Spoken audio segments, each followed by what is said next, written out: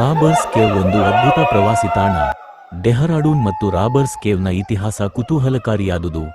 Robbers cave ಅಥವಾ ಗುಚ್ಚುಪಾನಿ ಎಂದು ಸ್ಥಳೀಯರಿಂದ ಕರೆಯಲ್ಪಡುವ ಈ ಗುಹೆಯು ಉತ್ತರಾಖಂಡದ ಡೆಹ್ರಾಡೂನ್ ನಗರದಿಂದ ಸುಮಾರು 8 ಕಿಲೋಮೀಟರ್ ದೂರದಲ್ಲಿದೆ.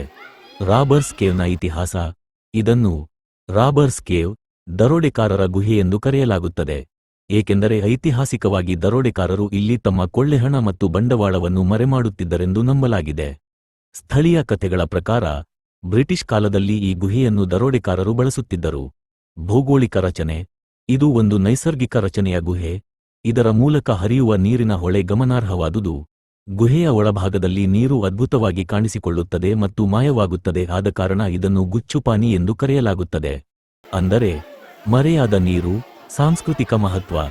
ಇದು ಪ್ರಾಚೀನ ಕಾಲದಿಂದಲೂ ಸಾಹಸಿಗರಿಗೆ ಮತ್ತು ಪ್ರಕೃತಿ ಪ್ರೇಮಿಗಳಿಗೆ ಆಕರ್ಷಣೆಯಾಗಿದೆ. ಬ್ರಿಟಿಷ್ ಯುಗದಲ್ಲಿ ಇದು ಒಂದು ರಹಸ್ಯಮಯ ಸ್ಥಳವಾಗಿತ್ತು ಮತ್ತು ಸಾಹಸಿಗರಿಗೆ ಒಂದು ಸವಾಲಾಗಿತ್ತು.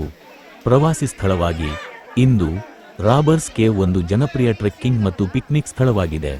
ಗುಹೆಯ ಮೂಲಕ ನಡೆಯುವುದು ಮತ್ತು ನೀರಿನ ಹರಿವಿನಲ್ಲಿ ಹೆಜ್ಜೆ ಇಡುವುದು ಪ್ರವಾಸಿಗರಿಗೆ ಆನಂದದಾಯಕ ಅನುಭವ. ಡೆಹ್ರಾಡೂನ್ನ ಇತಿಹಾಸದೊಂದಿಗೆ ಸಂಬಂಧ. ಡೆಹ್ರಾಡೂನ್ ಒಂದು ಐತಿಹಾಸಿಕ ನಗರವಾಗಿದ್ದು, ಇದನ್ನು ಗುರು ರಾಮ್ ರಾಯ್ ಸಿಖ್ ಗುರು ಹರ್ ರಾಯ್ ಪುತ್ರ 17ನೇ ಶತಮಾನದಲ್ಲಿ ಸ್ಥಾಪಿಸಿದರು. ಬ್ರಿಟಿಷ್ ರಾಜ್ ಸಮಯದಲ್ಲಿ ಇದು ಒಂದು ಪ್ರಮುಖ ಮಿಲಿಟರಿ ಮತ್ತು ಶೈಕ್ಷಣಿಕ ಕೇಂದ್ರವಾಗಿ ಬೆಳೆಯಿತು.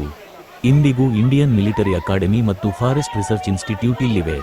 ಒಟ್ಟಾರೆ ಹೇಳಬೇಕೆಂದರೆ ರಾಬರ್ಸ್ ಕೇವ್ ಡೆಹ್ರಾಡೂನ್ನ ಒಂದು ರೋಮಾಂಚಕ ಮತ್ತು ರಹಸ್ಯಮಯ ನೈಸರ್ಗಿಕ ಅದ್ಭುತವಾಗಿದೆ. ಇದು ಇತಿಹಾಸ, ಸಾಹಸ ಮತ್ತು ಸುಂದರ ಪ್ರಕೃತಿಯ ಮಿಶ್ರಣವನ್ನು ನೀಡುತ್ತದೆ.